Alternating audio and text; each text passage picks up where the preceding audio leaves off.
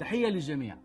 التصرف السليم أثناء الهزة الأرضية يمكن أن ينقذ الحياة. عند تلقي التنبيه يجب التصرف بسرعة والوصول إلى المكان الآمن الذي يمكن الوصول إليه خلال بضع ثواني. من المهم اختيار المكان الآمن مسبقا لنتمكن من العمل فورا ودون تردد عند حدوث الهزة الأرضية. انتبهوا، المنطقة المفتوحة هي المكان الأكثر أمانا عند حدوث الهزة الأرضية، لذا يجب مغادرة المبنى والابتعاد قدر الإمكان عن المباني، الأشجار، أسلاك الكهرباء والأغراض التي يمكن أن تتساقط وتعرضنا للخطر. إذا لم تتمكنوا من مغادرة المبنى خلال ثواني معدودات يجب الدخول إلى المكان المحمي المنزلي أو الطابقي وإبقاء الباب والنافذة مفتوحين للمحافظة على مجرى الهواء وإمكانيات الإنقاذ بعد الهزة الأرضية. إذا لم يتوفر مكان محمي منزلي أو طابقي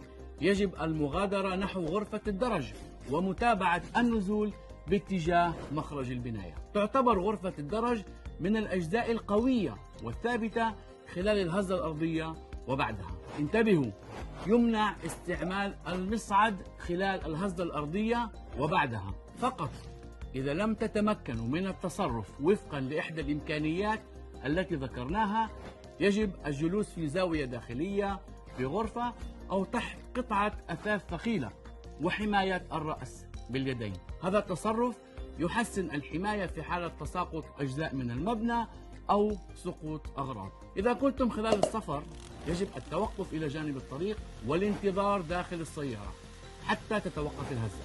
السيارة تحميكم. تجنبوا التوقف تحت جسر أو مفترقات الطرق.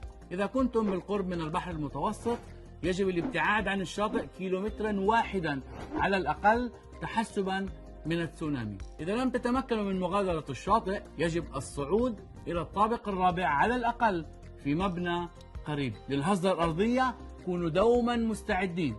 معلومات إضافية تجدونها على بوابة الطوارئ الوطنية.